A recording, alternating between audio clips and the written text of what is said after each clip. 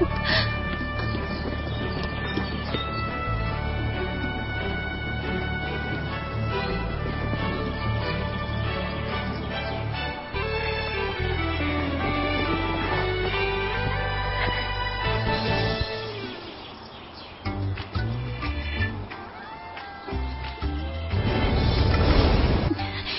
استانبول، چطور هستی؟ انشالله که خوب هستی. استانبول، من جیلان هستم، 23 سال هستم. امیاله از نوشهر آمدیم، یعنی همون جایی که از خاطر بالونای مقبولش مشهور است. کاپادوسیا رو میگم. از همونجا آمدیم. امروز اولین روز مده استانبول است. انشالله خیلی شام نمیباشه. استانبول، من از تو یک خواهش کوچک دارم. از من خوب پذیرایی کن، درست است؟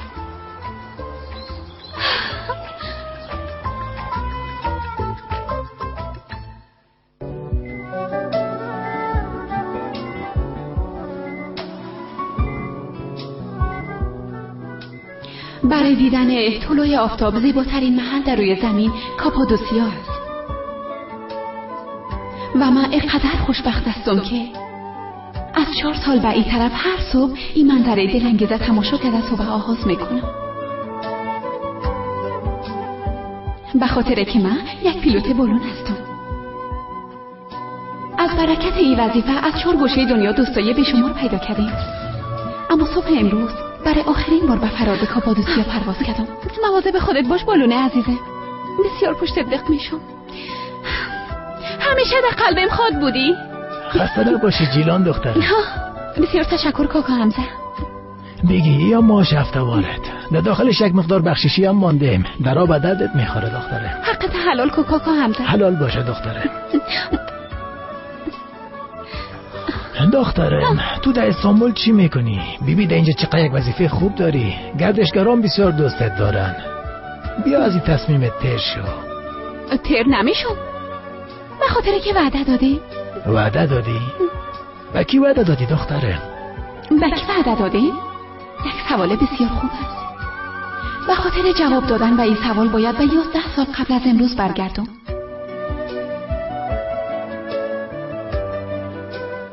امروز در قلبم یک خوشی آمیخته با درد موج میزنه. خداحافظی با این شهر رویایی که در او تولد و کلان شدیم بسیار دردآور است.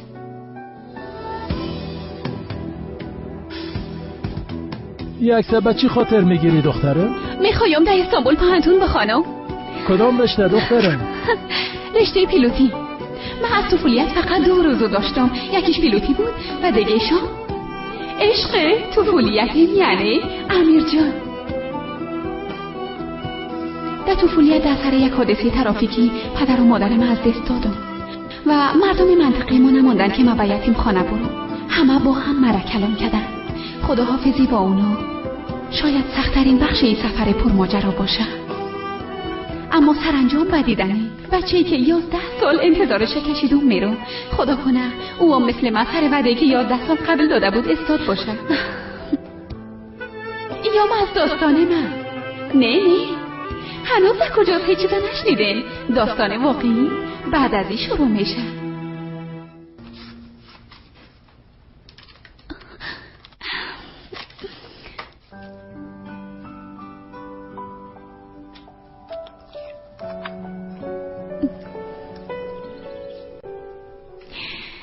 سلام امیر جان. خدا کنه که خوب باشی. خب حالت وقتی درسته؟ با خیلی یک روز ملاقات میکنه. مثلا چی وقتی که کلان شده؟ چقدر وقت از کلان خود شده؟ شاید 11 سال بعد. شاید 11 سال بعد؟ بله 11 سال بعد در همین روز. وعده میکنی که با ملاقاتم بیایی؟ درسته. خب باید کجا ملاقات کنی؟ در استانبول در پارک. درست است. اون وقت عروس و داماد میشیم. هماتون نیست؟ گفتی عروس و داماد؟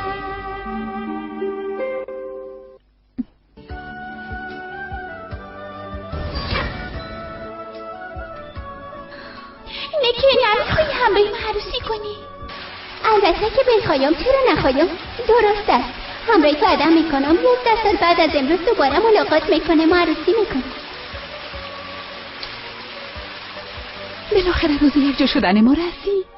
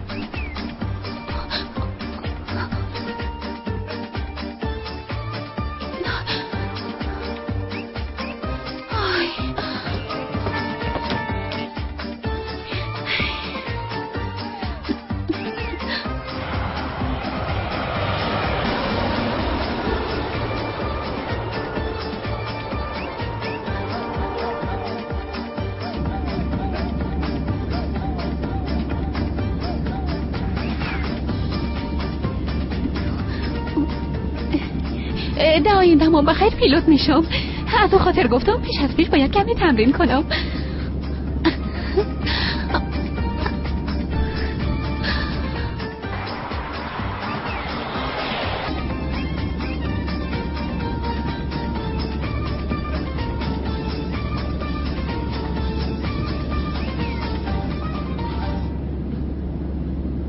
این بچه بسیار شیرین است. نام خدا. بسیار تشکر.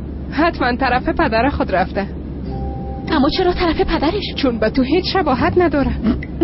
چرا با من شباهت داشته باشه خاله جان؟ همیشه میگن که طفلا طرف مادرایشون میرن. آی خاله جان، این طفل بچه من نیست. خب چیت میشه؟ نامزاده؟ اگه خواست خدا باشه انشالله این سال عروسی میکنه. اما چقدر امروز عروسی میکنی؟ ولو نمیفهمم خاله جان، چرا بگن محفل ساده بگیریم؟ توبه دخترم تو چی میگی؟ آدم امرو یک خوش طفل عروسی میکنه. خاله جان تو چی میگی؟ این یک خوش طفل نیست. ببین این عکس سابقش است. حال فهمیدی؟ در یک خورده است. اما حال کلان شده. بایدم کلان شده باشه.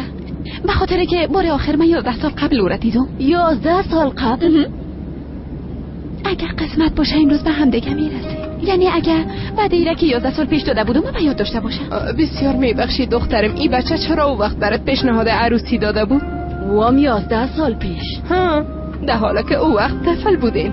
خاله جان، خاله های عزیزه، میفهمین که چرا؟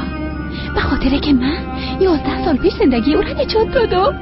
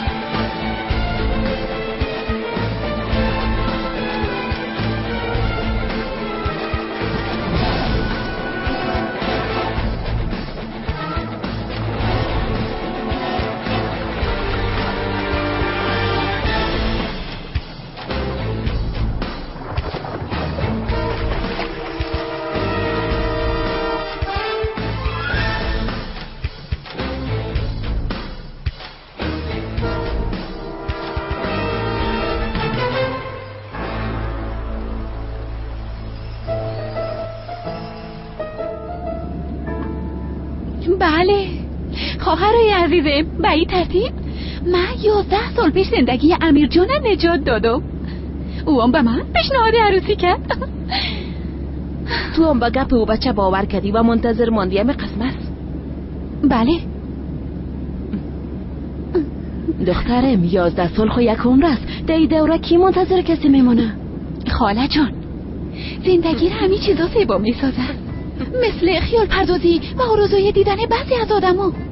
در ضمن کاکا جان خودت بگو، اگه از زندگی خیالات، خواسته ها و آرزوها را بگیریم دیگه چی میمونه؟ تو چقدر یک دختر خوب، چقدر یک دختر مقبول هستی. انشالله که او بچه به وعده خود وفا میکنه و وقت تو مثل روی زیبا و روشن میشه دختر قندم. انشالله خاله جان. انشالله دختره.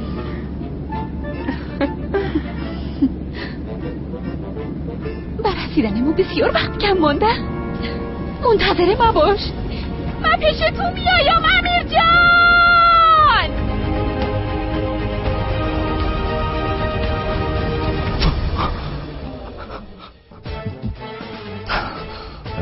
خدایا شکرت که بیدار شدم. چی کابوسه؟ خیر است، پس خو میشم.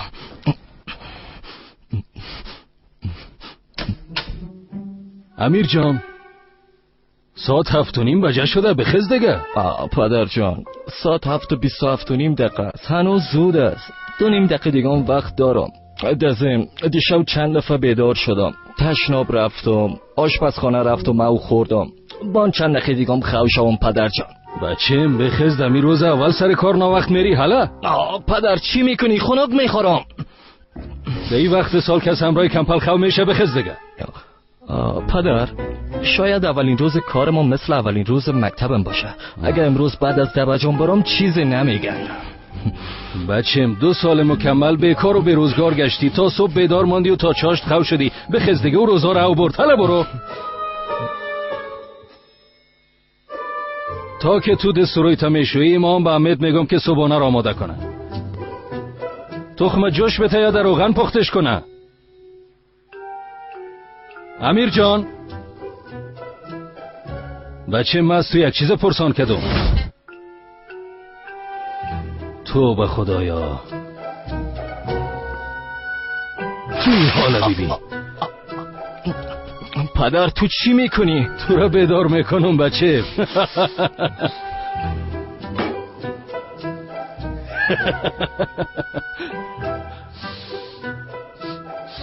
ای بوی چی است؟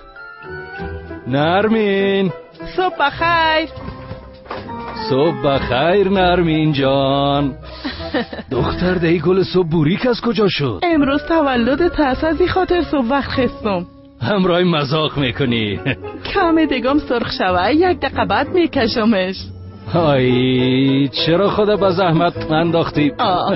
روز تولد بیادر یک دانه مسمان برش بوریک آماده کردم. این دیگه چی زحمت داره بیادر جان؟ راستی امیر جان به بوریک خوردن وقت نداره. با کار میره که سرش ناوقت شده، خوابش برده بود. برش 1-2 دانه تخم پختکو باید کمی غذا بخوره، نباید گوش نبانه.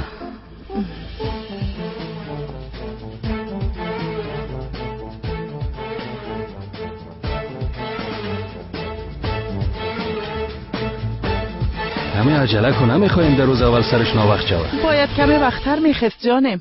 خیر است دیگه، گناهی بچه نیست. من ناوقت خستن آموخته شده، از او خاطر نتونه زود بخیزه. ای اولادا از دست قلب نرم و مهربانی بیش از حد تو گمراه و سرسبیل شدن. هیچ متوجه هستی ساله؟ مهربانی ما؟ بله، همیشه از اولادا طرفداری میکنی، هیچ وقت در فکر خود نمیباشی، در حالی که تو پدر هستی. در یک خانه گپ پدر شنیده میشه. اولادا مجبور هستن که گپ پدرشان قبول کنن و از او اطاعت کنن.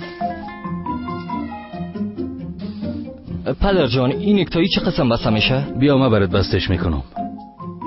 در دیریشی قواری آدم ها را کشیدی.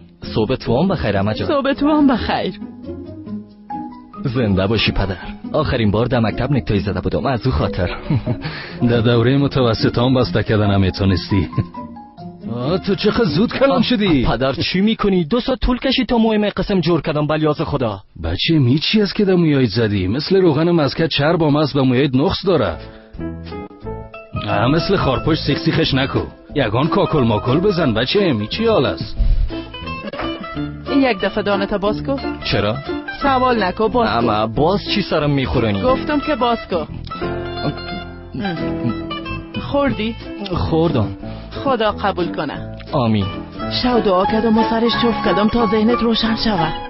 اما جان، من امروز در پانتون امتحان ندارم، فقط سر کار میرم. خیر است. کارت با دعای خیر شروع کن، هم کارایت خوب پیش میره، هم روزی حلال کمایی میکنی. اگه با خوردن چیز دیگه نباشه ما به اجازهتون میدم. صبر کو بچم، صبحانه بخو. بیبی ما برات ساندویچ آماده کردیم. امیر جان، صبحانه نمیخورم پدر جان. باز شاش یگان چیز میخورم. بچم با شکم گشنه نباید سر کار بری. گشنه برم بهتر از است که ناوقت برسم پدر. تا به امروز کسی را به خاطر گشنه بودنش اخراج نکردن. بچم صبر کو. اولین روز کاریت مبارک باشه. زنده باشی پدر جان. 2 سال بیکار بودی بچم. دروازه‌ای نمانده بود که نزده باشی، اما بالاخره خداوند کمکت کرد. از این به بعد یک کار نه بلکه همزمان با یک آرزو هم داری و دنبال آرزویت برو. اجازه نته که کسی مانعت شود. به هیچ کس اجازه نته برات بگویه که چی کنی و چی نکنی. و مهمتر از همه باید ساندویچه بگیری. در پیشت باشه. در راه همراه چای بخورش. بچم صبر کو.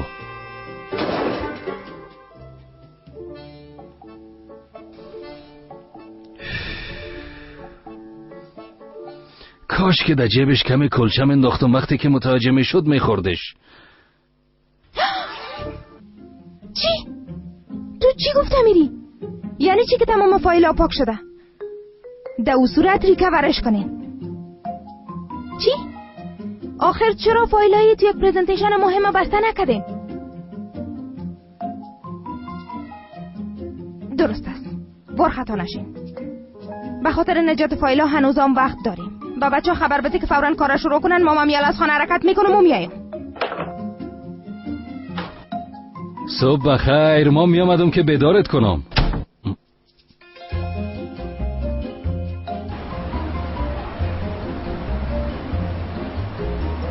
صبح بخیر بیادر. صبح بخیر.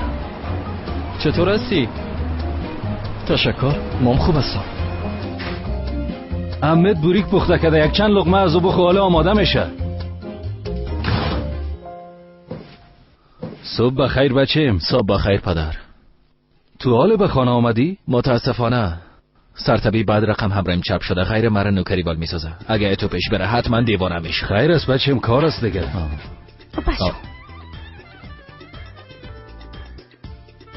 خدیجان بسیار ایسونوسون.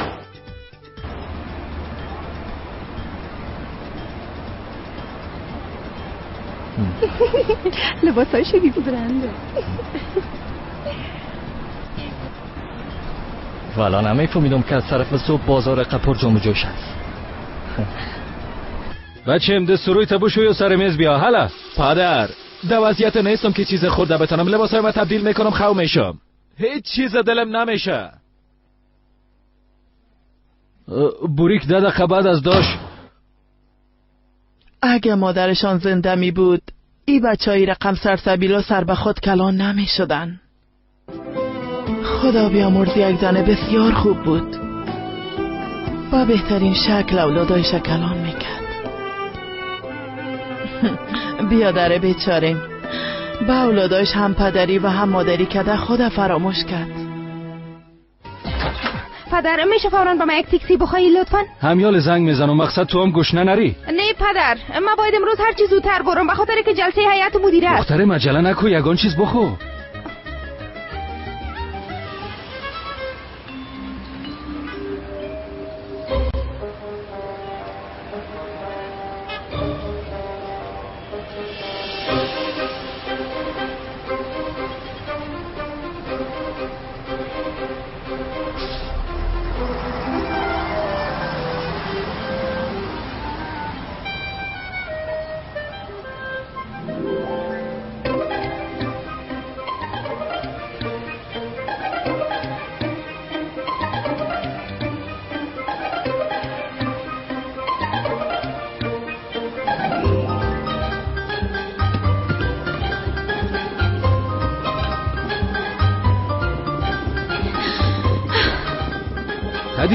خدیجه.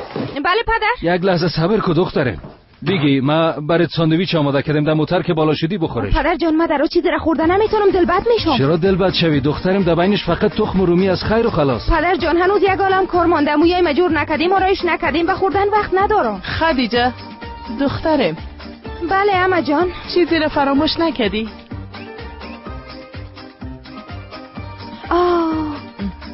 کم بود که فراموش کنم. پدر جان. بله دختره. تمام پیسه برام قرض میدی؟ گفتی قرض؟ بله، حال از ماشین ایتیم پیسه کشیدن نمیتونم. البته تو ایره بگی؟ درست است. بس است؟ بله پدر، بیخی بس است. خب من دیگه رفتم. دختره میره پیشت بگی درو بخوره. نمیشه پدر، خداحافظ.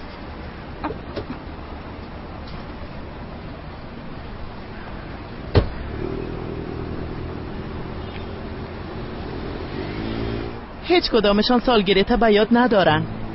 اینا چی رقم اولاد هستن؟ من خواهیچ نفهمیدم. سالگره چی بلیاز خدا؟ ده سن و سال سالگره چی اهمیت داره؟ مهم تجلیل کردن نیست بیادر، مهم بیاد داشتن است. ها بوریک پخته شد، حالا بیا.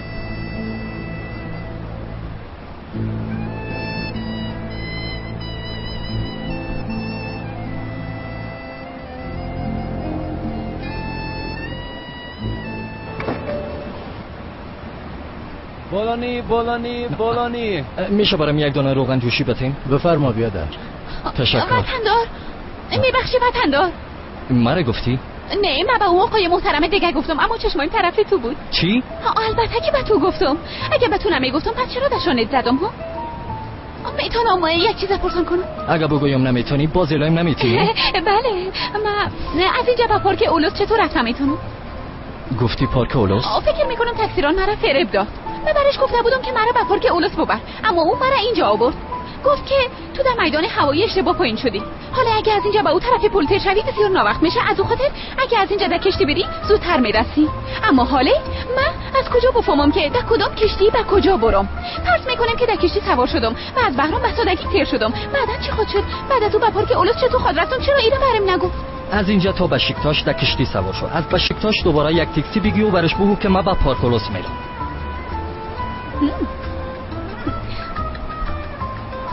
خب اول در کشتی به اون طرف میرم، بعد از اون در تاکسی سوار میشم، همونطور است ها؟ بله. خب اگه این دفعه تاکسیران مرا در جای اشتباه پایین کنه چی؟ پایین نمیکنه. اگه پایین کنه باز چی؟ پایین نمیکنه گفتم. اما تو از کجا میفهمی؟ در استانبول تمام تاکسیرانا خویشاوندای تو هستن، دوستای هستن.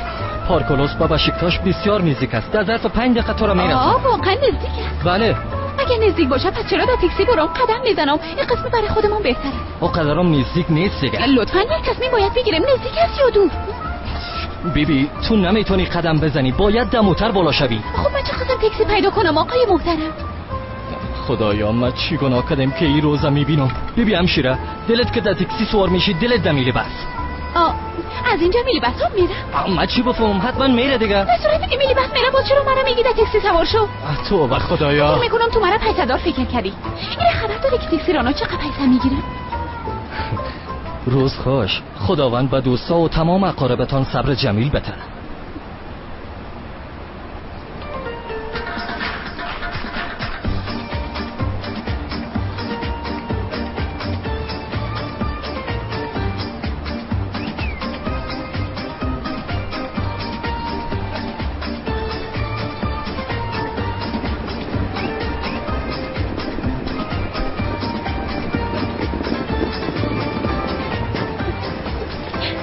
بازم سلام. دنیا چقدر کوچک است نه؟ بله بسیار کوچک است.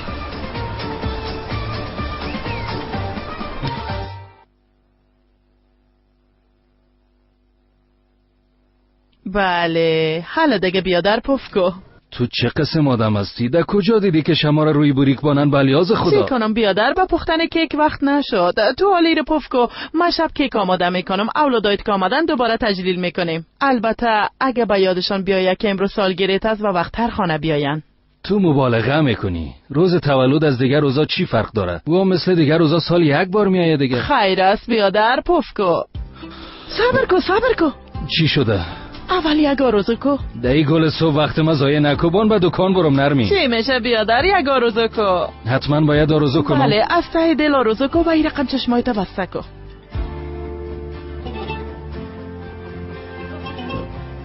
نرمین. بله بیادر. تو چی میکنی؟ یک آرزو کردم بیادر. دختر سالگرد خو از ماست. خیر است، من به خاطر تو آرزو کردم. توبه اینا خوب بخی سوختن پیش ازی که اوشون بان که پفشان کنم و برم. خوب است پفکو. سالگرد مبارک باشه. خداوند سایت از سر ما کم نکنه. زنده باشی جانم. خب تو چی آرزو کردی؟ اویش دیگه پیش خودم است. میخوایی بفهمی که من چی آرزو کردم؟ نه خیر. در کوچه بالا یک گارشگر که است نه خانم نصری نمیگم. روز گذشته به تو خبر روان کرده. با ما؟ گفته یک روز که آقا صالح بیکار باشه با هم میشینیم و یک جای چای میخوریم و دو به دو با هم گپ میزنیم. من میرم دکانش تیایم بخی سخت. بیادر تو چرا این رقم میکنی؟ او زن چه خوب دکان داره، چه خوب کاروبار داره، دهویا خانم داره. نرمین آدم با بیادر کلان خود نصیحت نمیکنه. ای بس دفعه دیگه نشنوم. بسیار میبخشی.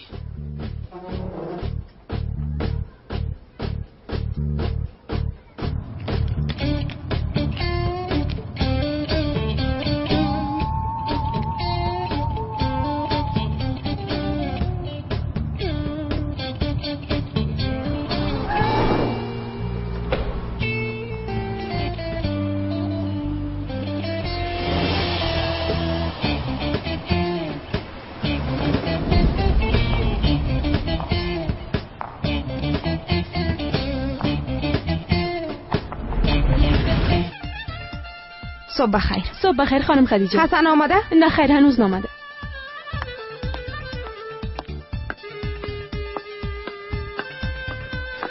سلام.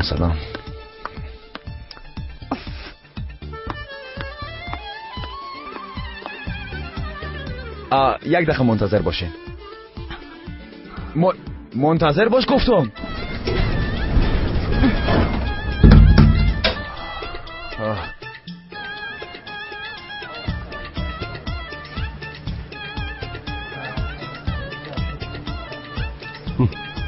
سلام خانم خدیجه. تا که فایلای پرزنتیشنی کامپیوتر را به دست نیاریم امکان نداره که به جلسه بریم ایرجان. کاملا راست میگی خانم خدیجه. حالا خدا نشان بده تو نه در پرزنتیشن کمک کردی نه فایلا را پس آوردی. اگه این کارم نکنی چی به درد میخوری؟ حالا برو. درست است. اصلا امیال پیام روان کرده گفته که رئیس هنوز از خانه نبرآمده. آلیس انشالله که در بندان بند بانن. دخترها صبح بخیر. صبح بخیر آقا هالوک. صبح بخیر آقا هالوک.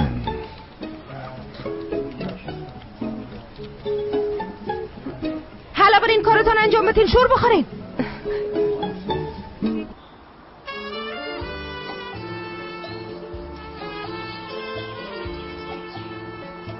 خوب نرمین جان خدا حافظ. خدا در کارت برکت بندازه. زنده باشی. شب ناوقت نیایی.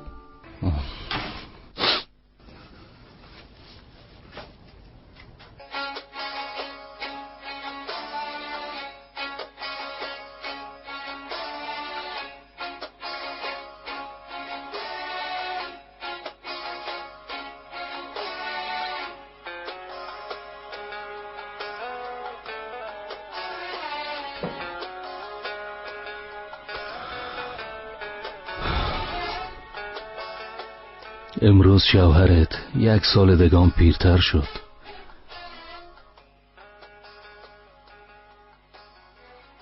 کاش که زنده می بودی. بریم کیک ککوی مالتدار پخته میکدی. کیکی که زیاد دوست دارم.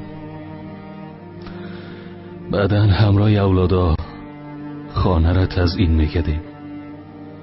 با هم شما را خاموش میکدیم. اول تو تبریکی میدادی، میگفتی سالگرد مبارک، شکر که سایت بالای سر ماست. بعدن به خاطر که اولادا نشنون آهسته میگفتی دوستت دارم.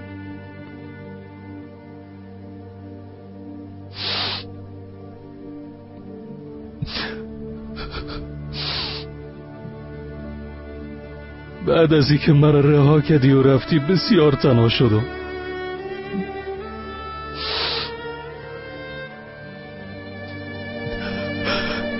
وقتی دوباره به هم رسیدیم میگم دیگه مرا تنها نمان.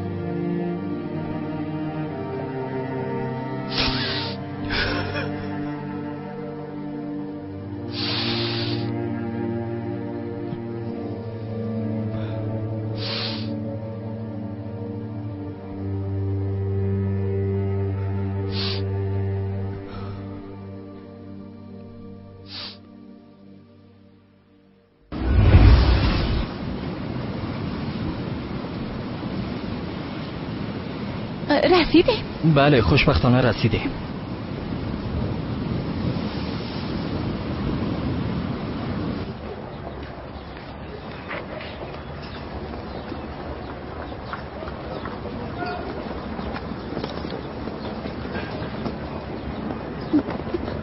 تو مرا تعقیب میکنی؟ چرا تو را تعقیب کنم؟ هر کسی که از کشتی پایین شده ای طرف نمیره؟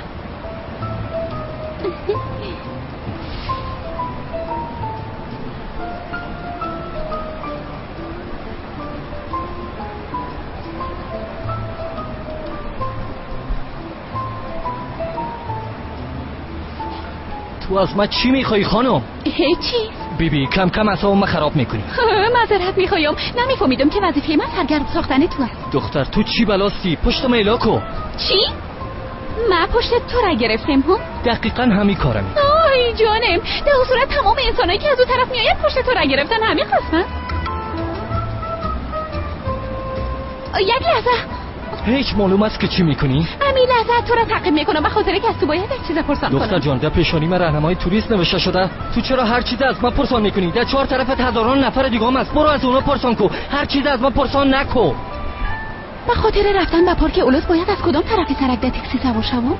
تو به هنوزم از من پرسان میکنی؟ ای دیگه چی کنم؟ البته که از تو پرسان میکنم. از اولین لحظه‌ای که رسیدم از تو پرسان کردم میرم. مرا تعقیب کن. خودت گفتی که مرا تعقیب کن. حالا ناخرم اک نکن، هیچ حوصله‌اش ندارم. حالا بیا دیگه، از خاطر تو کارم ناوقت میشه. من حالا مسئول ناوقت رفتن تو شدم. من فقط یک مدرسه پرسان کردم. حالا مرا مسئول هر چیز فکر میکنی؟ مسئول هر چیز؟ من چطور همراهت سر خوردم هیچ نمیفهمم. من میخوایم از تو یک چیز پرسان کنم. پرسان کن. چطور میتونم جان تو رو بس نگاه کنم؟ چی؟ تو بسیار گپ میزنی، پر گپ. تو ای ارقام شرم‌آور است. ای چه قسم کار کردن است؟ شما اینجا را مزرعه پدرتون فکر کردین؟ من به خاطر تمام سال براتون بودجه دادیم، اما شما او را در اولین ربع سال خرج کردین و ختم کردین. برای علاوه در عوایدتان 8% کاهش هم آمده. باز در مقابل میشینین و بیشرمانه بودجه اضافی هم طلب میکنین. وای بر شما. آقا در مجموع دلار و سایر قیمت‌ها به صورت ناگهانی من اویش دیگه نمیفهمم بیادر. وقتی دلار بلند رفت باید همه چیز بلند بره. خانم‌ها و آقایان، جلسه ختم شد. ضرور نیست که زیادتر از این به جان همدیگه بفتیم. صبح صبح دوباره جمع میشیم و جلسه را ادامه میدیم. بفرمایین.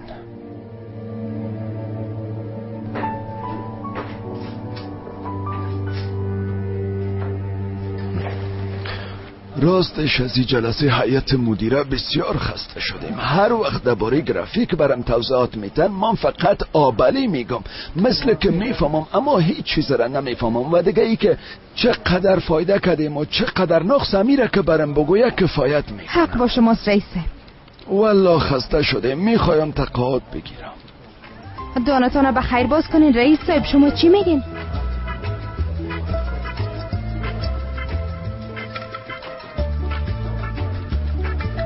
آقا هالوک کجا میری؟ همراه پدرم گپ میزنم. پس شو. همراه پدرتان؟ منظورم رئیس صاحب بزرگوار است. فهمیدم، اما رئیس صاحب باید یک کم استراحت کنه. معلوم دارد که برایشان یک روز پر مشغله بوده. اگه میخواین ایشانا ببینین اول باید قرار ملاقات بگیرین. قرار ملاقات؟ بله خب. قرار ملاقات. متاسفانه که امروز بیکار نیستن. برای فردا چی نظر دارین آقا هالوک؟ خانم جا شما همراه من شوخی میکنین؟ نه خیر. اگه شوخی میکردم اینقدر جدی میبودم. من خنده میکنم؟ نه خیر. ببینین، به خاطر که شما نو آمدین فکر میکنم هنوز قوانین شرکت بلد نشدین. رئیس صاحب یک آدم بسیار مصروف است. بدون گفتن با معاون ارشدش یعنی من هیچ کار نمیکنه. خب ای که ایشان در کجا چی وقت امروز کی ملاقات کنن من تصمیم میگیرم. ببینین همیالا یک پیام اومد. متاسفانه که رئیس صاحب به فردام وقت ندارن. در صورت برتان 3 روز بعد وقت میگیرن. خانم جه، این کار شما سوء استفاده از وظیفه ایتان است، میفهمین؟ سوء استفاده یعنی استفاده بیجای از وظیفه. من بسیار خوب میفهمم که سوء استفاده چی معنا میده آقا هالوک، اما ایره نفهمیدم که منظورتان از این گپ چیه. خیر است، ما شما را میفهمم خانم جه. وظیفه یک سکرتر همکاری با رئیس است، نه فرصت طلبی و بلند پروازی و اعلا کردن. اولی که من سکرتر نیستم، من معاون ارشد هستم. هر چیزی که هستی. دوم ای که من بلند پروازی نمی کنم، کوشش میکنم وظیفه خود انجام بدم. فقط وقتی به شوکه پدرم رسیدم اولین کارمند را که اخراج میکنم خودت هستی. یک دفعه خروز برسه باز وقت میبینیم آقا هالوک. اگر کدام سوال دیگه ندارین من میرم که کار خود انجام بدم. با اجازه. رخصت هستی. گستاخ، خودخواه، دختر فرصت طلب احمق. بوک. بدون اجازه من کسی نمیتونه رئیس صاحب ببینه. بچه نازدانی رئیس هست دیگه.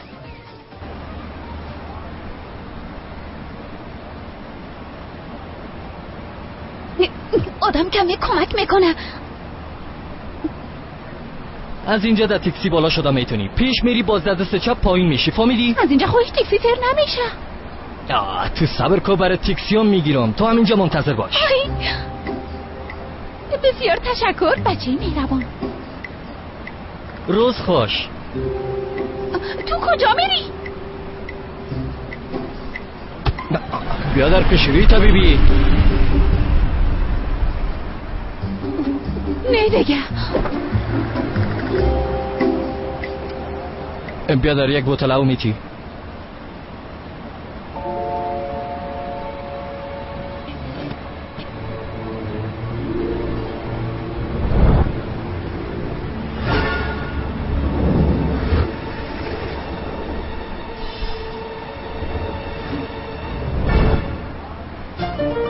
دوست؟ من با پارک اولوس میرم. تو کمی صبر کو، حرکت کو بیادر. خانم محترم از اینجا جایی نمیره. تو چی میکنی؟ من با چه سختی تاکسی پیدا کردم. فوراً به همکار زنگ میزنی بکسک من اینجا بیاره، فهمیدی؟ چی میگی ها؟ همیشه با این روش ها از مردم بیچاره قربانی میگیریم. روش چی؟ قربانیه چی؟ حالا در جان من زدن نمیتونی. تو قربانی رو تعقیب میکنی و فکر او رو مخشوش میکنی، باز همکارت میایه و بکسکش دوستی میکنه. ها میشه دست میلا کنی درد گرفت. راستی اگه بکسک من نبیاری در دایره برات نشون بدم که ایده پیشش هیچ چیزی نباشه. بکسک تو در پیش من چی میکنه؟ یادو پیشتون نیست، پیش او بچه‌ای است که امروز تصادم کرد. چی؟ بیبی دختر کوشش نکن مرا بازی بیتی، فهمیدی؟ برش زنگ بزن بگو که این بچه بسیار قهر است، گیر آمده، من بسیار میترسم، مرا تسلیم پلیس میکنه. اگه دست میلا نکنی درگیر پلیس میتومید. فکر میکنی که از دوستای ماهر هستی؟ دوست نیستم. تو چی گفتم میری ها؟ تا 3 حساب میکنم. دلت که به شریک جرمت زنگ میزنی، دلت که کفتر روان میکنی یا پیام روان میکنی، هر کاری میکنی بکن. یک کمک کنی. 2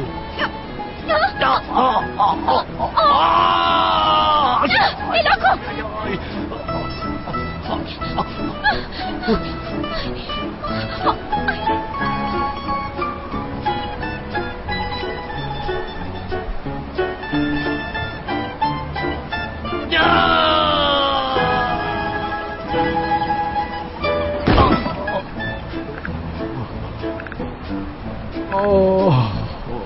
با خدا مردم.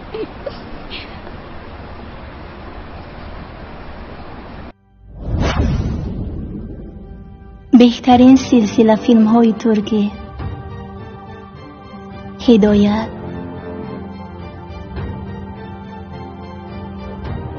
عشق و نفرت،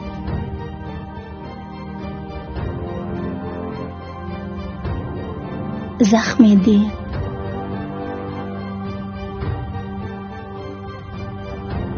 و مانند اینها را این چنین ویدیوهای جالب را با صفتی بلند می توانید از یوتیوب کانال شهناز مدیا تماشا نمایید. با کانال شهناز مدیا ابونه شوید و از ویدیوهای نو با خبر باشید.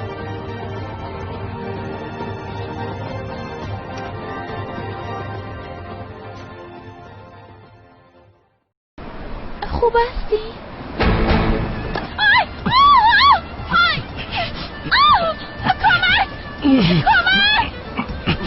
پلیس!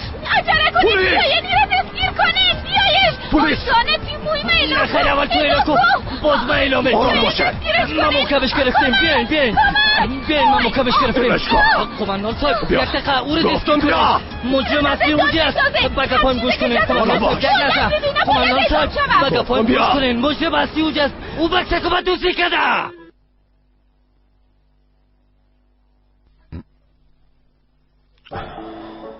ما سوابق شب بررسی کردیم کدام مشکل وجود نداره من برایتان گفتم که بیگناستم عامر صاحب تو بیگناستی؟ عامر صاحب من مطمئن هستم که این دختر همکارم و کیسه است که با ما تکر کرده بود من اسکدار بودم که اینا مرا نشانی کردن و تعقیب کردن چی؟ تو را تعقیب کردم؟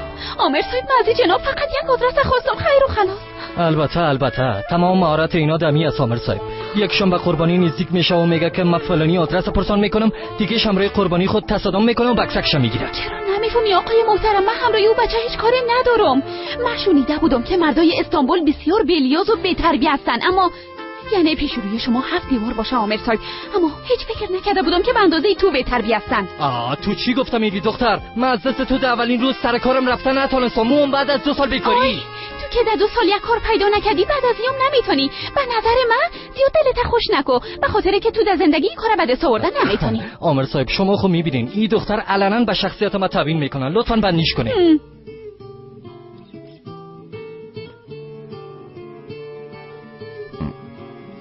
این دیگه اسنادای خانمام رسید این خانم براستی که امروز به استانبول آمده و بر علاوه با او دوست هیچ کدام ارتباطم نداره چون ما کامرای امنیتی را چک کردیم شما میتونین برین ایران بگیرین خدا خیرتان بده عامر صاحب روز خوش برای صبر جمیل میخوایم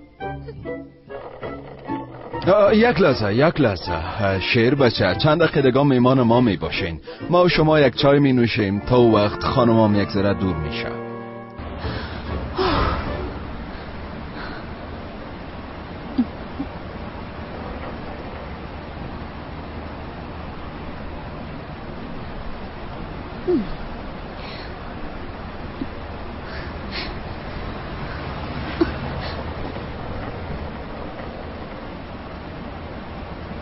خدا کنه او احمق از پشتم نیایم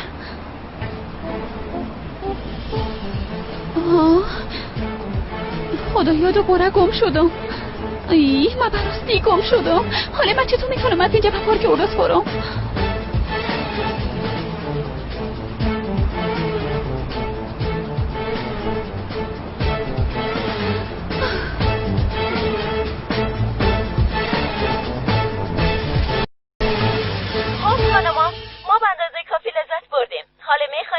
نوبت چی است؟ من براتون میگم شما آماده هستین؟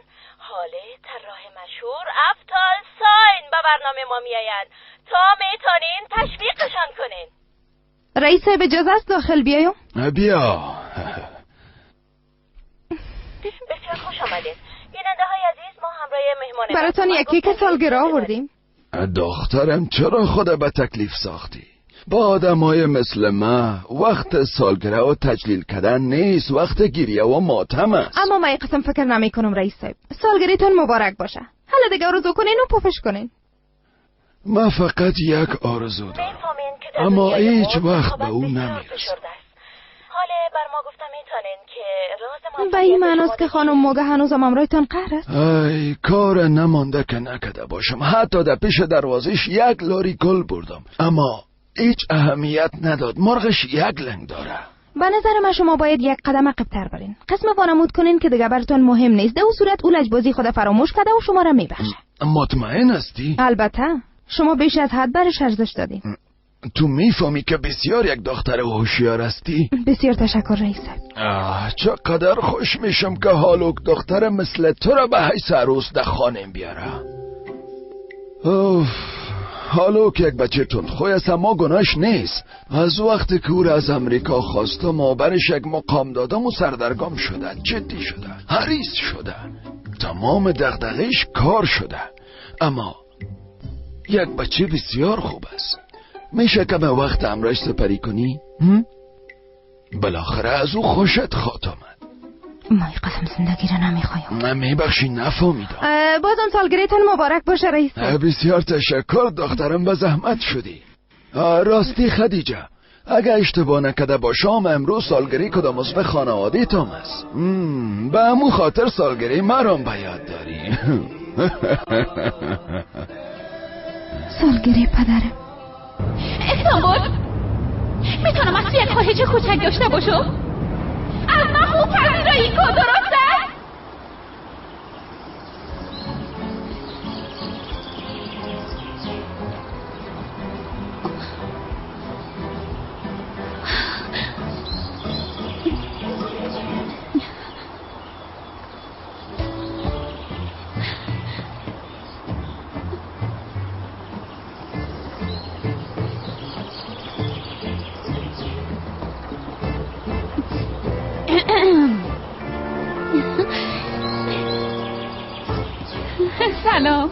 سلام. چطور هستی؟ خوب هستم، شما چطور هستی؟ مام خوب هستم، بسیار تشکر. بالاخره همدیگه را پیدا کردیم. کی را پیدا کردی؟ من تو را زیاد منتظر ماندم، همونطور است. انشالله که مرا درک کنی و دلیل ناوقت آمدن مام قبول کنی. والا امروز نزدیک بود سارم بترقه. منظورت نفهمیدم. میشه ای را ببینید؟ یک لبخند بزنه. بیادر بسیار میبخشی، من تو را همراهی کسی دیگه اشتباه گرفتم. روز خوش. روز خوش.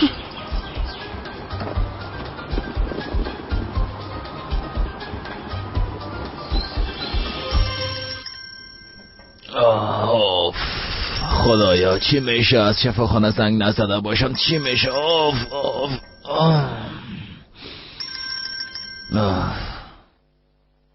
بشنوم خواهر.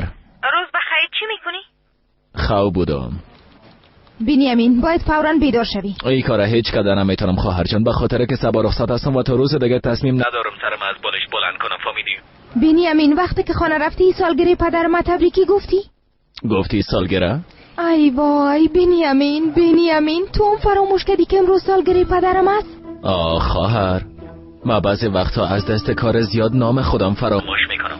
خدا میفهمد چقدر جگرخون شده باشه. درست است، مشکل نیست. خوابتو میکنیم، ما اول چند ساعت خواب میشم، باز دکان پدرم میرم و سالگریشو تجلیل میکنیم. درست؟ نه خیر، نه اتو نمیشه اخینی. بعد از این چی بدرد میخورم؟ خیر چطور کنیم ها؟ در اصل خب ما فراموش کردیم، اما پدرمون باید فکر کنه که ما فراموش کردیم و در آخر روز برش یک محفل میگیریم، محفل گیرش میکنیم، دفعتاً برش میگیم که تولدت مبارک. خواهر جان، تو با یک مرده که نو از خواب عمیق بیدار شده جملات طولانی و مغلق گفتم میری و من از این گپایت هیچ چیز را نفهمیدم. درست است تو آرام استراحت کن، مسئولیت ترتیب کردن محفل به گردن ما. درست است؟ من برای جزئیات در مسیج میگم. این چی است؟ دکان تو است، داخلش 200 قوطی تابلت‌های مولتی ویتامین است. اینا رو میگیری و تا که نفروختی پس نمیایی.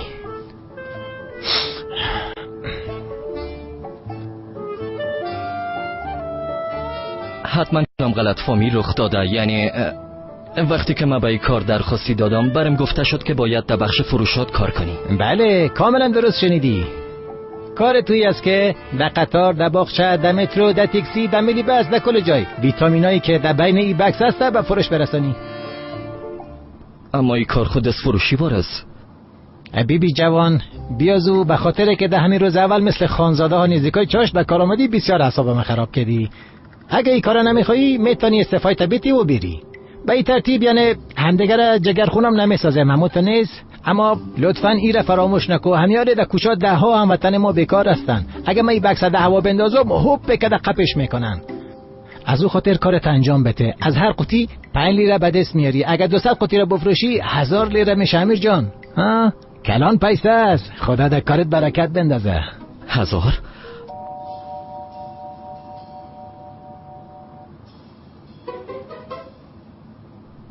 درست است، من ایره قبول میکنم. آفرین جوان. حالا اینجا رام امضا کن. ای چی است؟ سند ضمانت است به خاطر دواها. ده اینجا خود 2000 نوشته شده. بله، هر قوطی 10 لیره ارزش دارد. 200 قوطی است. اگه ضرب بزنی همون قدر میشه. نه من ایره امضا نمیکنم. خب خودت میفهمی دیگه جوان. اگه میخوایی در دکان پدرتون کار کردن میتونی.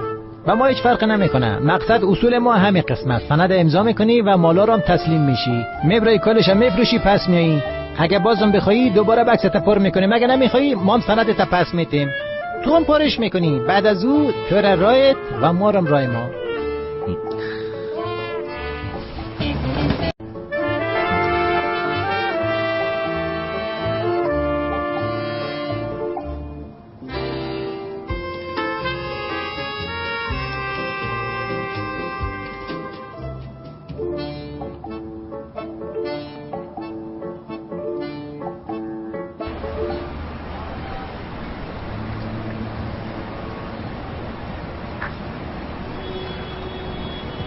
من ویتامینا رو در کجا بفروشم؟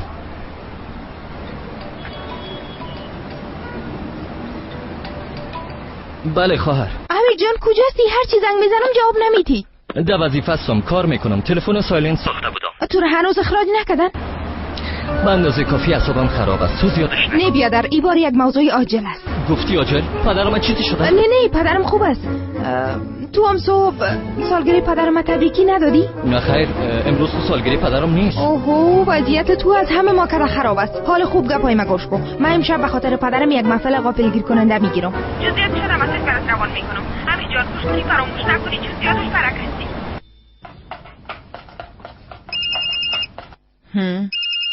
فکر کنم بالاخره یادشان آمد. اما جان بگو دخترم. پدرم در خانه است؟ نه دخترم، چند لحظه پیش دکان رفت. اما تو میفهمی که امروز سالگرد پدرم است؟ من خو میفهمم، اما شما هیچ کدامتان به یاد نداشتین، چون صبح هیچ کدامتان برش تبریکی نگفتین. اما جان فکر من در جایش نبود. فراموش کردم که امروز سالگرد پدرم است.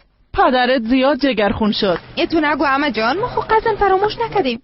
بعد از وفات مادرتان پدرتان هیچ کسی دیگر انتخاب نکرد، فقط به خاطر که شما خوش باشین. همراه کسی عروسی نکرد و شما هم پدر شد و هم مادر. تنها چیزی که شما میتونین این است که با او یک اولاد خوب باشین، اما شما کلتان و بیچاره را تنها ماندین، در غم کاروبار خود شدین. ما هم تصمیم گرفتیم که به خاطر به دست آوردن قلبش یک محفل غافلگیر کننده بگیریم. غافلگیر کننده؟ یعنی اونا باید خبر شود. دخترم اما پدرت خو میفهمه که امروز سالگیرش است. اما جان حسابم خراب نکن، یک عالم کار دارم. شب پدرم به خاطر غذای شب به یک جای مقبول میبرم، اما برش نمیگم که از خاطر سالگرد است. خب این رقم غافلگیرش میکنین؟ هوش کنی با پدرم چیز نگویی، من برش زنگ میزنم. درست است دخترم، فهمیدم. درست است، خداحافظ.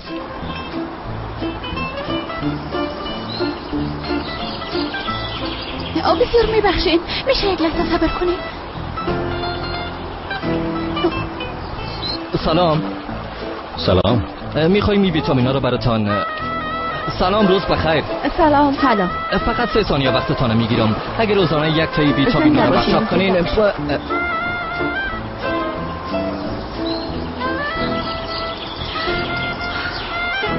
سلام. ببینین شما بسیار تیز هستین، من گیرتان نمیتونم بکنم. کجاستی امیر جان؟ چرا تو حال نامدی؟ نیکی ولی خدا فراموش کرده. اگه فراموش کرده باشه؟ بالاخره فرمول زندگی طولانی و سالم پیدا کردیم، سرانجام پیدا کردیم. ببینین در تابلت ها 240 نوع ویتامین و منرال ها وجود داره. باورتان میشه کافی است که روزانه 3 دانه را بخورید. ما وقتی ویتامین ها رو پیدا کردیم بچه. واقعا؟ درست است. چطور پیدا کردن؟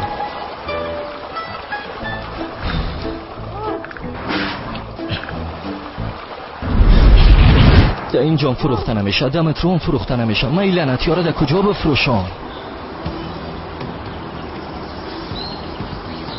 آی من باید برم یکان چیز بخورم.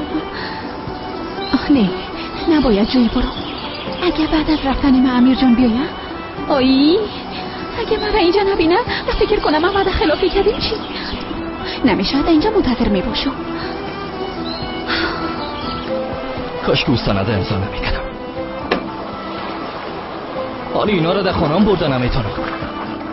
بیادرم، خواهرم، امین، پدرم کلشان سرم بیشخن میزنن، میگن بازم موفق نشدی. بهتر است دوباره با ارگوب برم. نه پس رفتن نمیتونم. در اونجا پیش کلگی بیاب میشون. به خدا میگن قدر پس اومدی مسافرت تحمل کردن نتونید. نمیشه. بهتر است که من همینجا منتظر باشم. خدایا من چی خواد کردم؟ خدایا من چی خوب کردم؟ چی میشه؟ به من کمک کن خدایا. چی میشه؟ به من کمک کن خدایا.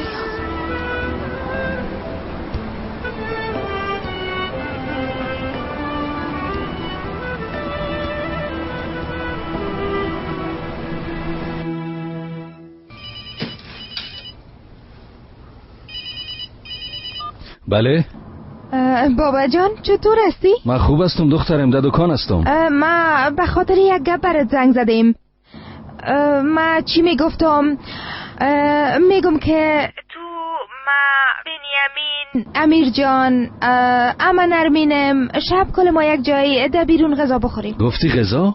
بله تو در طفولیت ما رو به یک جایی میبردی، یادت هست مای فروشی بود، میشه اونجا بریم؟ خیرت از خدیجه نه که وقتت باز شده. میخوای مرا همراه کسی معرفی کنی؟ نه بابا جان معرفی چی؟ اما تو دلم خواست که شب با هم یک جای باشیم. درست است دختره. در اون صورت درست است بیکار خواستی نه؟ البته که بیکار هستم. درست است خیلی شب میبینیم بابا جان. خداحافظ.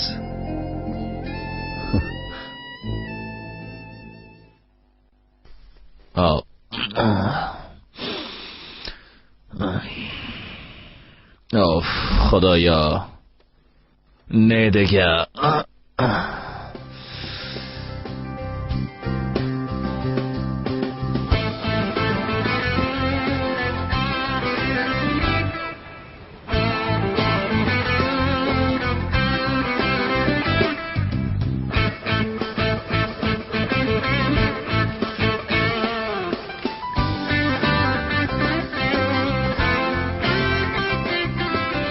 سلام، روز بخیر. شما از این ویتامین ها استفاده کنین، بسیار خوبش هستن، بسیار خوبش هستن. شما از این استفاده نمی کنین، روزانه 3 دانه استفاده کنین، بسیار خوبش هستن.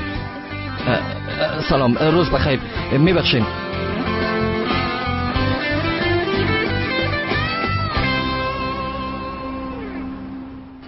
رئیس صاحب، بچه‌م رسمیات ختم شده. پدر گفته تصمیم گرفتیم که در شرکت فقط رئیس صاحب صدایتون کنم. میخوایم درباره یک موضوع مهم همراهتون گپ بزنیم. خب این موضوع مهم چی است؟ به نظرم نباید در پیش سکرتر درباره قسم موضوعات مهم گپ زده شود. بیا در موتور گپ میزنیم. در ساحل یک ماهی هم میخوره. یک وقت دیگه. بیا از چندان موضوع مهمی هم نیست. اگه سبام گپ بزنیم میشه. بچیم امروز.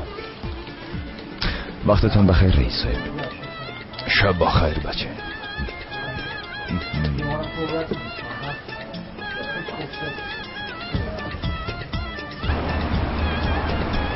بازم سالگریتن مبارک باشه رئیس صاحب. تشکر دخترم. حالا تو هم در اینجا نباش، باید پیش پدرت بری. بچه شما من قسم میکنم رئیس صاحب.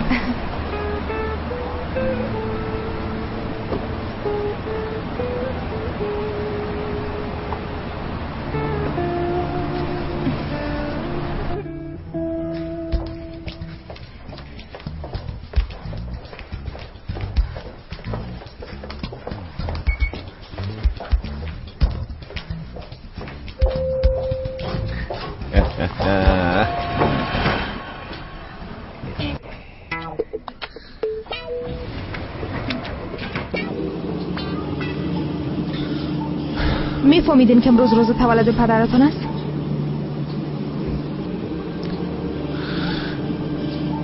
البته که میفهمیدم. پس کاش که دعوت امشب پدرتون رد نمیکردین. بیچاره بسیار خوشحال میشد. ببینین محترم، شما فقط سکرتر پدرم هستین. معاون بگو. ما معاون ارشد رئیس صاحب هستم. هر چی که هستین.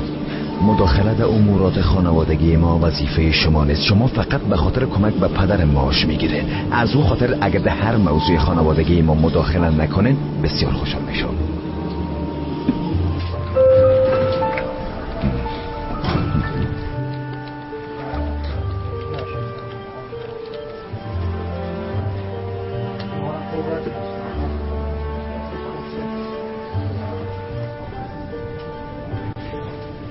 چی شده؟ یک موتر اطفال به سیاحت علمی میرفتن، در راه تیموتو موترشان تکر کرده. 2 تاشون فوراً به اینجا آوردن. یکیش زود به عملیات بردیم، دیگه‌شون آماده میشه. عملیات خانه آماده است دکتر صاحب.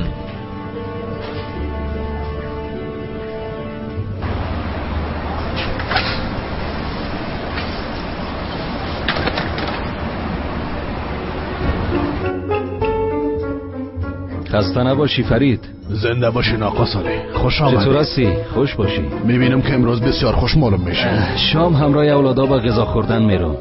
خب چی کنم آقا صالح؟ از خیر تمیر ریش ما یک کم اصلاح کنم و فکرت باشه زیاد کوتاهیش نکنی.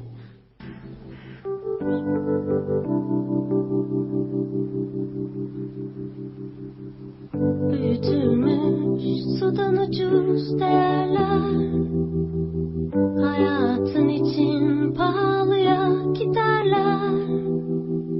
Boş bakıyor aldatılan bu gözler, yine de beni hep etkilerler. Ben varım, eğer istersen ben varım.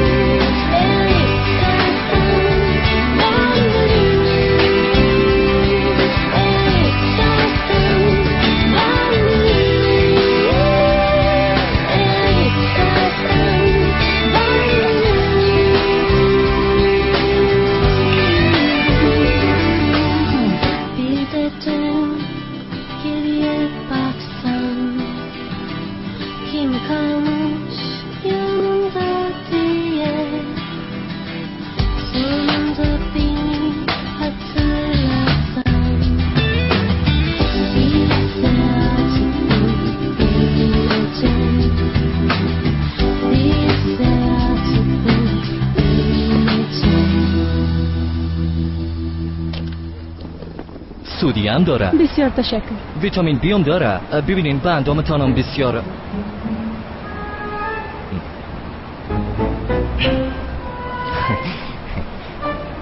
این بسیار یک محصول ارزشمند است.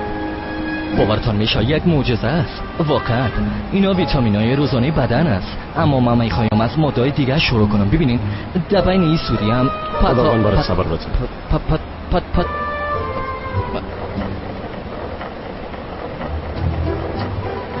میبخشانی شب بخیره. در اصل من میخوایم میره به شما معرفی کنم در بین این ویتامینای B5 و B4 و B3 و تمام ویتامینای دیگه هم که کار دارین موجود است. راست بگم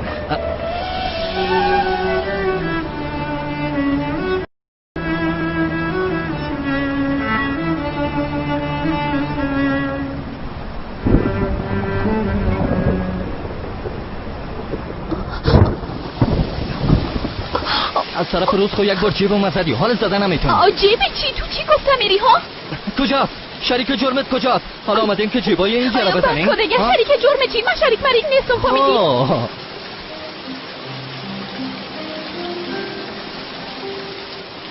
تو این راه کجا کردی؟ از آسمان آمده در پیشم افتی. به من بتش. چرا به تومت ما پیداش کردیم دختری از من؟ تو را چی؟ من یک سوسو انداختم. تو چو برم پس بتش. تو انداختیش؟ بله. توی بچه را میشناسی؟ میشناسم، یعنی حاله نمیشناسم اما ده ثابت میشناسم. این که میشناسم یا نمیشناسم چی فرق میکنه؟ ازشو بتش. تو این دواها را میفروشی ها؟ تو را چی؟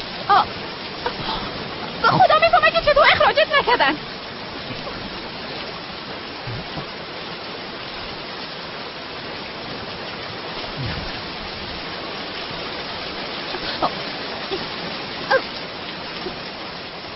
نمیخوایم که با من کمک کنی. بان دواره.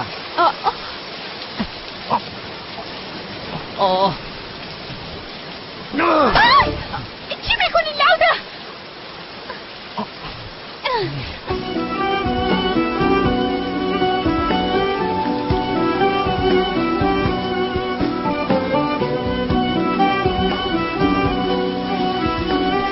بسیار تشکر. قابلش نیست.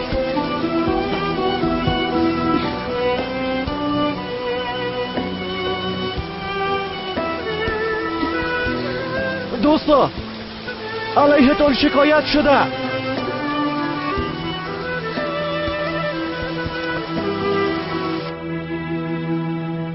سلام نرمین. خوش آمدی بیادر جان. خوش باشی. خدیجه زنگ زده بود. شب کل ما به ماهی خوردن میریم نرمین جان. راستی؟ بسیار خوش شدم. حالا ما هم بسیار خوش شدم. حتما به یادشان آمده که امروز سالگیری ماست و میخواین که مرا غافلگیر کنن. ما خوازه چیزی خبر ندارم. حالا آماده شو، ما و تو میریم، اونام از راه میاین. چطور؟ درسته، از زود آماده میشم.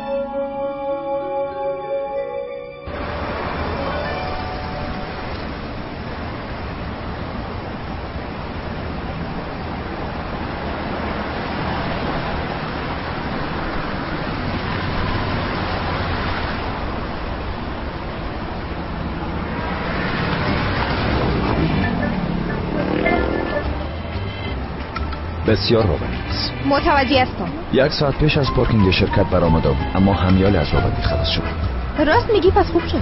میفهمین که دایی وقت تاکسی پیدا کردن سخت است. بیاین تا جایی که میرین من شما رو میرسونم. ضرور نیست. زنده باشین آقا حالت. بله؟ نمیخوایم. بسیار تشکر. دلیلش چیست؟ اصول شخصی خوده. میشه بگوین ای چه قسم اصول از خانم خدیجه؟ ما در موتورهای شخصی همکارایم سوار نمیشیم. خب اما من همکار شما نیستم خانم سکرتر. بله راست میگین. هر قسم که خودتون میخواین. شب بخیر. تو اینه بیبی به خدا خاک در قوارید کت موترت. خوش آمدین. بفرمایید. بفرمایید خانم.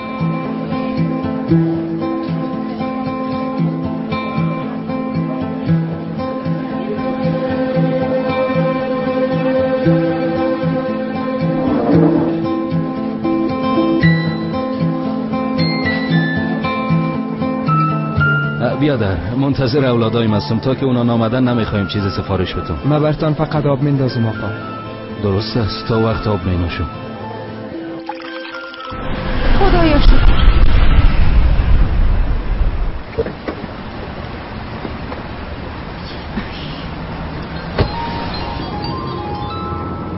بله خانم خدیجه، من راننده رئیس صاحب حسن مظهر هستم. وقت رئیس صاحب به خانه میبردم حادثه کردیم. فعلا کدام شفاخانه هستی؟ درست است. من یالا اونجا میاییم. فهمیدم. بازم شما؟ راستش آمد صاحب. تا که ما برات اجازه ندادیم گپ نزن. درست است. اینا باز چی کردن؟ بازی دختر ناراحت ساختن؟ نه آمر صاحب، این بار هر دویشان یک جای در پارک اولوس مردم ناراحت می ساختن.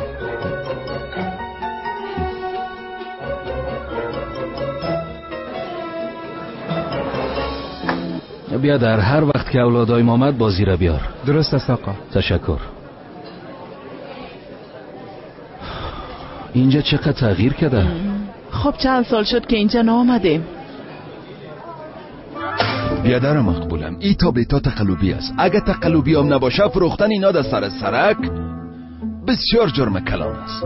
نمیفهمیدم که جرم است عامر صاحب. هیچ خبر نبودم. اگر میفهمیدم امکان داشت کار کنم. در سر قوطیش نوشته شده بود که 240 نوع ویتامین و منرال داره، از او خاطر میفروختم. خب از این خو هیچ گله نیست. تو چرا این کارا میکنی؟ عامر صاحب این دختر کاملا بیگناه است.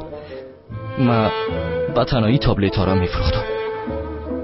راستشی که ما در پارک با هم روبرو شدیم فقط یک تصادف بود. اینا راست میگن؟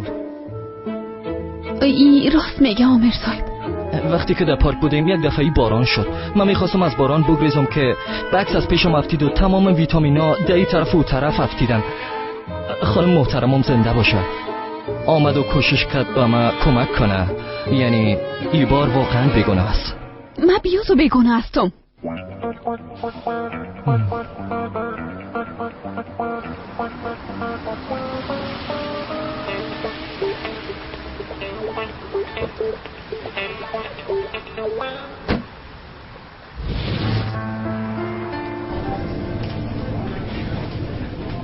خانم خدیجه، وضعیت رئیس چطور است؟ فعلا خواب است. دکترها گفتن که فقط وقتی که بیدار شون میتونن درباره وضعیتشون نظر بدن.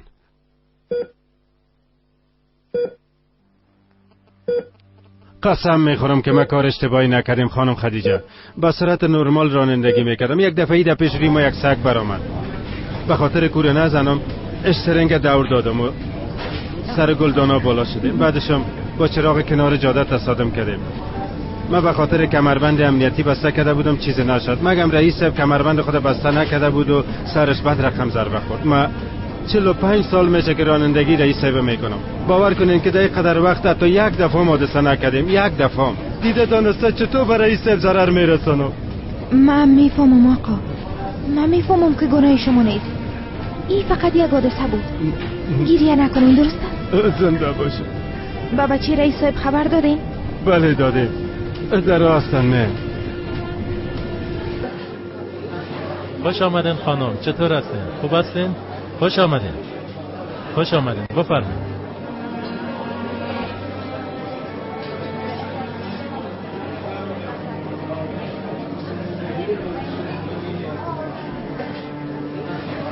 نرمین تو چی میکنی؟ چی کنم؟ گوش نشدیم. درست است، اما با نان خوش شکمت سیر نکو، چند لحظه بعد ماهی میخوری.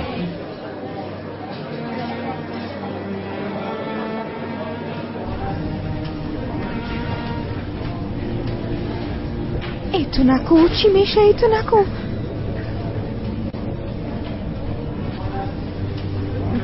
آقا چارچ تلفن من خلاص شد. من باید به پدرم زنگ بزنم و برش بگویم ناوقت میاییم. میشه از تلفنتون استفاده کنم؟ تلفن من خود حادثه شکست خانم خدیجه. من باید فوراً تلفن پیدا کنم، درست است؟ تو رفته میکنی؟ بسیار تشکر عامر صاحب. ما چطور میشم عامر صاحب؟ بله عامر صاحب، این دوست ما چطور میشه؟ تا که سرانوال صاحب میایه ای بچه مهمان ما میباشه. عامر صاحب چی میشه؟ ای بار مرا ببخشین. من درس گرفتم، دفعه دیگه این کارا رو نمیکنم، باور کنین. بله عامر صاحب، ای بار ببخشنش. بیازو صبحم گفته بود امروز روز اول کارش بود. خیر است. تو چرا هنوزم اینجا هستی؟ برات نگفتم که رفته میتونی؟ خدا نجاتت بده. زنده باشی عامر صاحب. در حقم یک نیکی کنین. این بار مرا ببخشین. ببینین اگه دفعه دیگه همراهتون روبرو شدم اون وقت مرا مستقیم در زندان بندازین. مدد شما را چطور میتونم رها کنم؟ حتی تذکرام نداری. من درباره خود کل معلومات میتونم. در اون سوابق کاریمون ببینین. نامم امیر جان و تخلصم چلیک است. گفتی چلیک؟ بله نامم امیر جان است. امیر جان، نام من امیر جان است. داخل نامم جان است. تخلصم چلیک است. شاگرد مکتب محمد عاکف در استانبول هستم.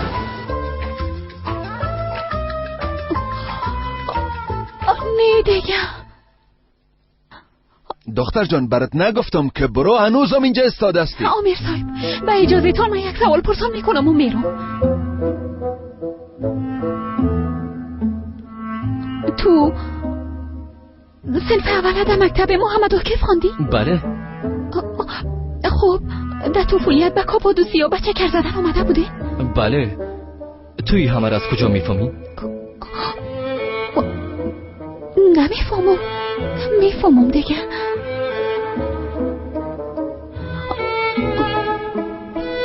به اجازه تان.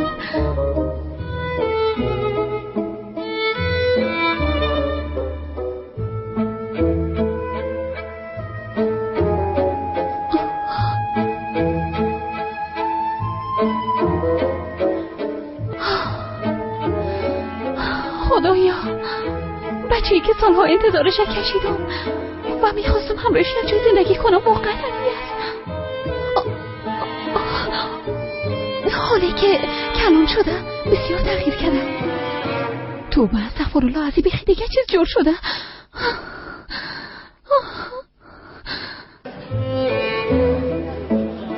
بیادر، ساعت 9:30 بجه شد اما اولادا هنوزم نامدن. حتما در آبندان بند ماندن. دیدی که باران میبارید، راهها بسته شده، حال خود آمدن.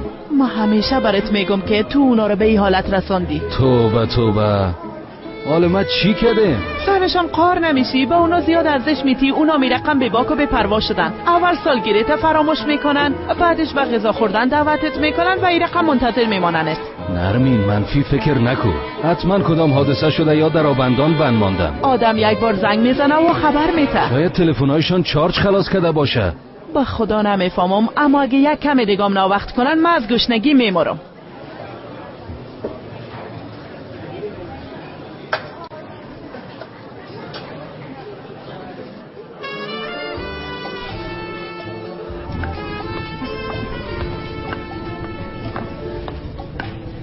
بنیامین؟ خواهر تو در اینجا چی میکنی ها؟ رئیس ما طرف خانه میرفت تا دسته کده. او نه، شفا باشه. چی میگی؟ زنده باشی، حالم در بخش مراقبت های ویژه است، ما منتظر هستم. درست است خواهر، جایی نمیرم. ما وضعیت رئیس پیگیری میکنم. یک لحظه، یعنی چی که ما جایی نمیرم؟ تو به غذای شب نمیری بنیامین؟ غذای چی؟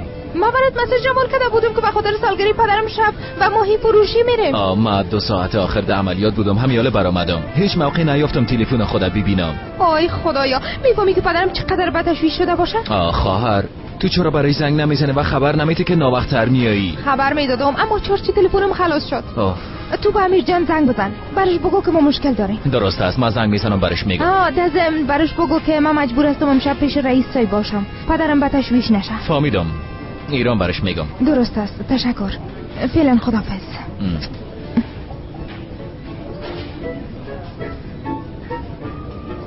دکتر صاحب، وضعیت مریض وخیم شده، باید یک بار معاینه‌اش کنید.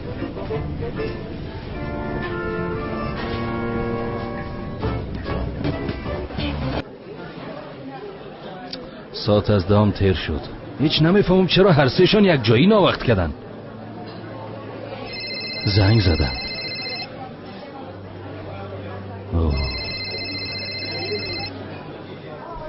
بله؟ بله من هستم، بفرمایید. بله بچه من هست. چی؟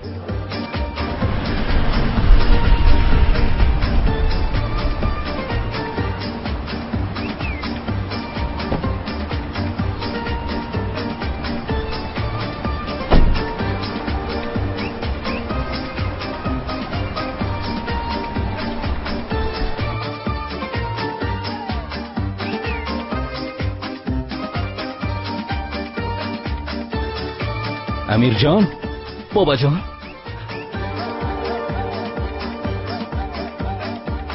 آمر صاحب، من پدر امیر جان هستم. بفرمایین، هم تذکره است. بفرمایین بشینین آقا صالح. بسیار تشکر.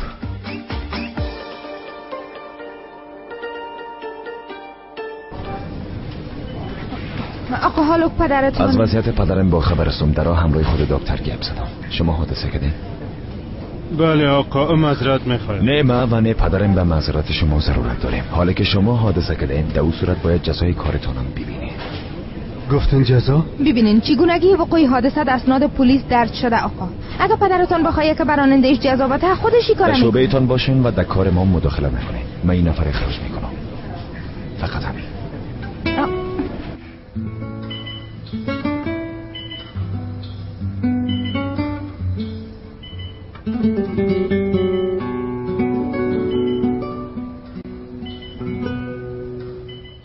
چی کده آمر صاحب؟ نه که باز همراه کسی جنگ کده؟ گفت که باز به ایمان است که یک بچه جنگر است. بچه تن امروز ما را بسیار سرگردان ساخت آقا صالح. آمر صاحب، امیر جان 2 سال میشه که بیکار است. از بیکاری و بیروزگاری به این حال رسیده. آیی، بر علاوه بیکار و بیروزگارم است. والا چی بفهمم، امیر جان امروز در اثنای فروش دوای تقلبی دستگیر شده. چی؟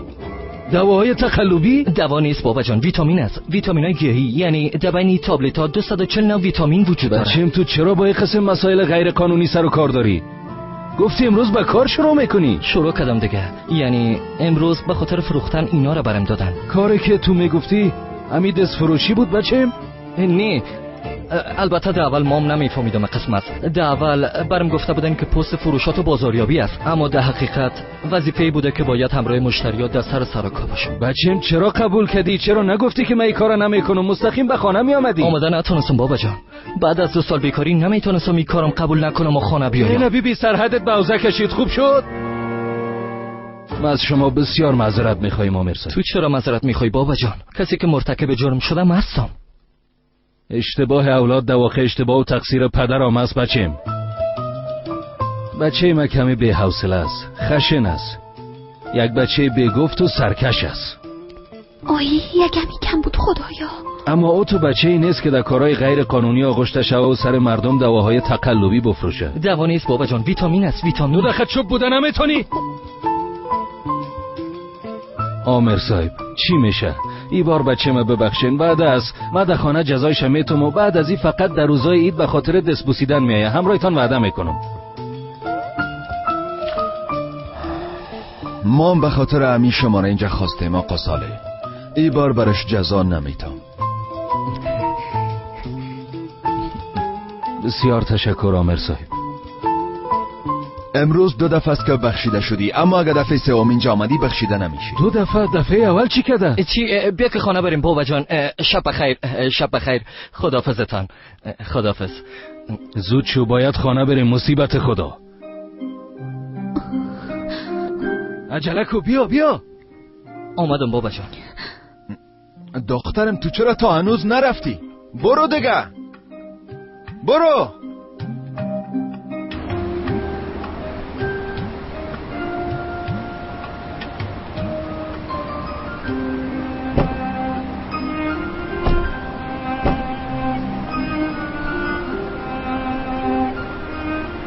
بچه‌م چرا استاد از 30 سوار شده گه؟ باید پشت همتان بریم. در ماهی فروشی مانده.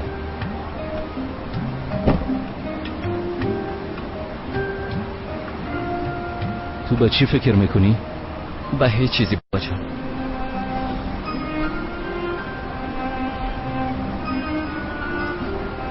روز تولدت مبارک. زنده باشی بچه.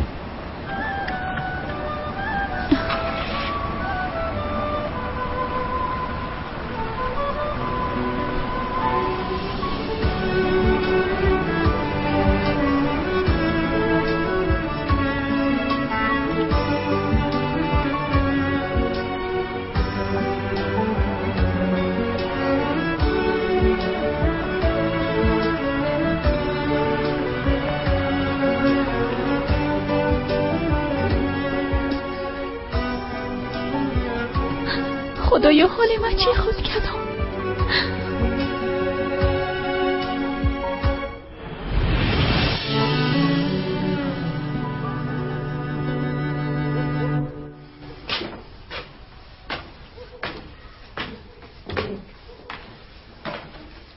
دخترم تو کجا بودی؟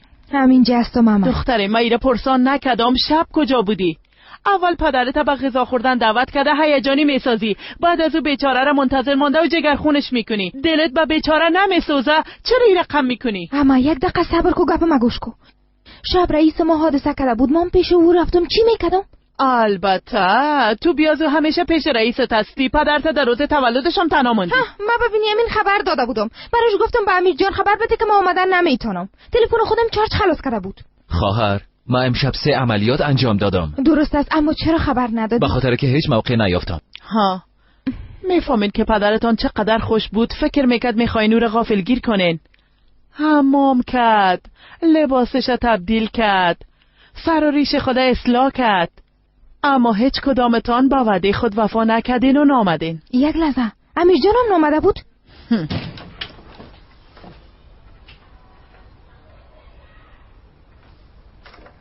تو چرا به رستوران نرفته بودی؟ به خاطر که جناب ترجیح دادن که شب در نظارتخانه باشن. چی؟ نظارتخانه چی؟ تو باز چی گله به اودادی بیادر لطفاً هیچ حوصله ندارم. تو رام گفته بودم حوصله تا ایلایم کو سر بیادر کلان دست بلند بله میکنی. بلند میکنم. تو سر بیادر کلان دست بلند میکنی. بله بلند میکنم. بس دیگه بس. هیچ کدامتان حق ندارین پدرتان ناراحت بسازین. او بیچاره به خاطر که یک پدر خوب باشه هر کاری میکنه. شما به خاطر که اولاد خوب باشین کم آرام باشین. اگه نه او را از جگرخونی زیاد میکشین.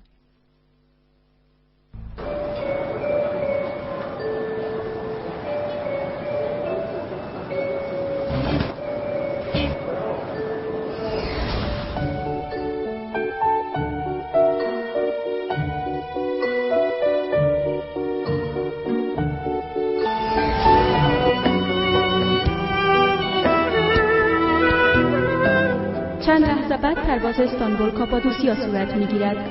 مسافرین عزیز لطفاً در اسرع وقت حاضر شوید.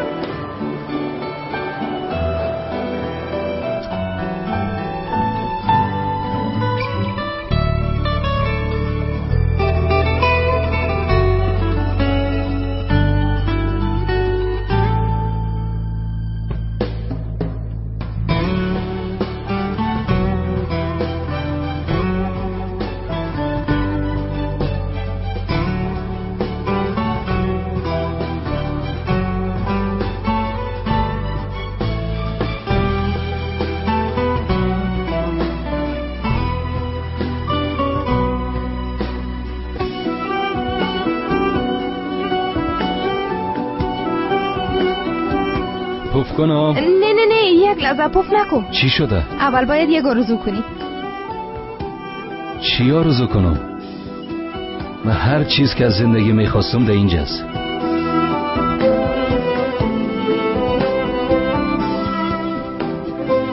پوفش میکنم.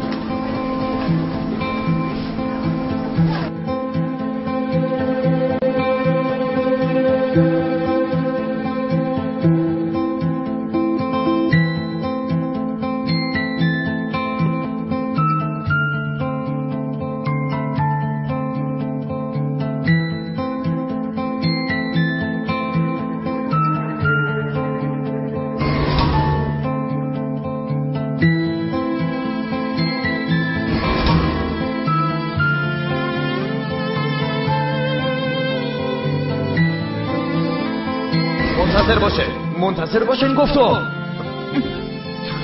صبح بخیر دخترم. صبح بخیر آقا حالا.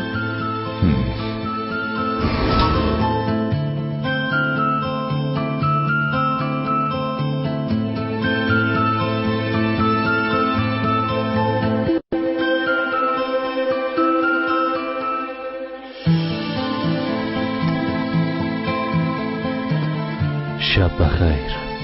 شب بخیر بابا جان. بیا.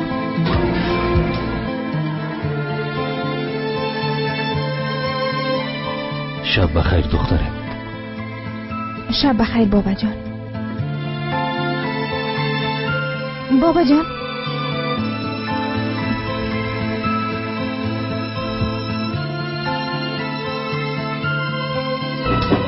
بیا. شب بخیر بچیم. شب بخیر بابا جان. شب بخیر.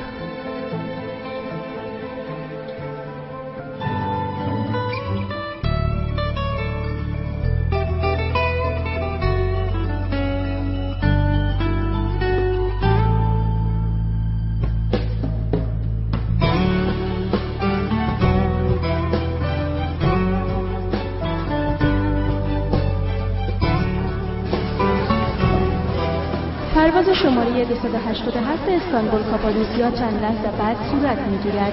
مسافرین عزیز لطفاً حاضر باشید. پرواز شماره 287 استانبول کاپادوسیا چند لحظه بعد صورت می‌گیرد.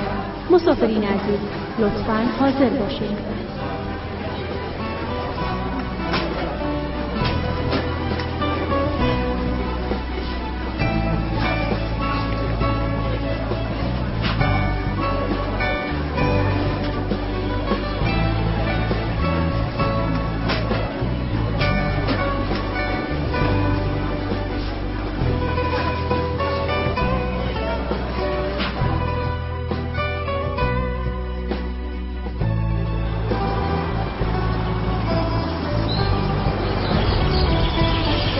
خیر بیری بیادر.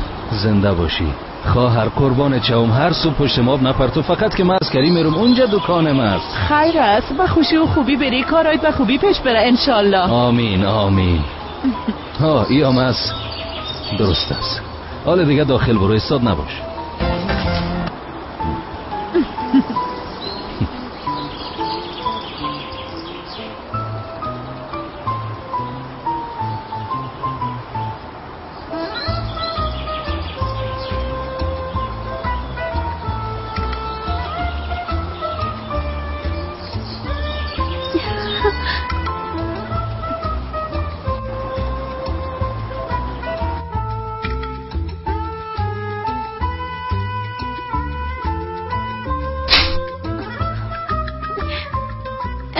نباشین.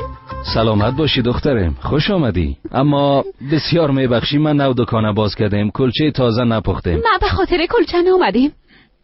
اگر نان میخری در پهلوی ما نانوایی است، ما نان نمیفروشیم، از اونجا بخر. خب ده اصل به خاطر نانم نامدیم. ما به خاطر معرفی شدن، واضح‌تر بگویم به خاطر معرفی کردن خود آمدیم. توبه توبه. شما پدر امیر جان چیلیک هستین، اما تو نیست؟ بله، اما خودت کی هستی دخترم؟ من عروس شما حساب میشم. چی؟ گفتی عروسم؟ من چرا هر صبح عین کابوس میبینم؟ دخترم تو چی میگی؟ عروس چی؟ من شریک زندگی امیر جان حساب میشم، یعنی در این حال عروس شما هستم پدر جان. پدر جان گفتی؟ آی من پدر جان گفتم میرم، اما کدام مشکلی خونه است نه پدر جان؟ یک دقیقه، حتما کدام سوء تفاهم شده. تو حتما امیر جان ما را با کدام امیر جان دیگه اشتباه گرفتی. نه راستش دیروز تمامی روز همراه امیر جان بودم. همراهش بودی؟ بله، دیشب هر دوی ما را پلیسا به حوزه بردن. باز شما به خاطر بردن امیر جان آمدین. من در اونجا شما را دیدم اما شما من ندیدین. خلاصه بگویم امیر جان با کس دیگه اشتباه نگرفتیم. امیر جان شما در عین زمان امیر جان ما است که 11 سال منتظرش بودم. یعنی من عروس شما هستم.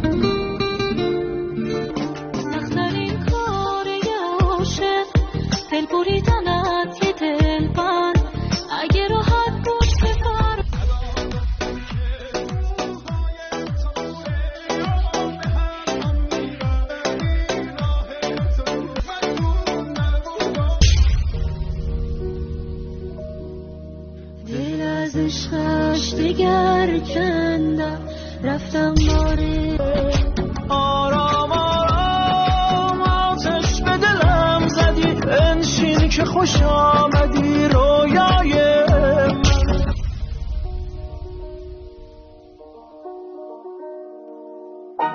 من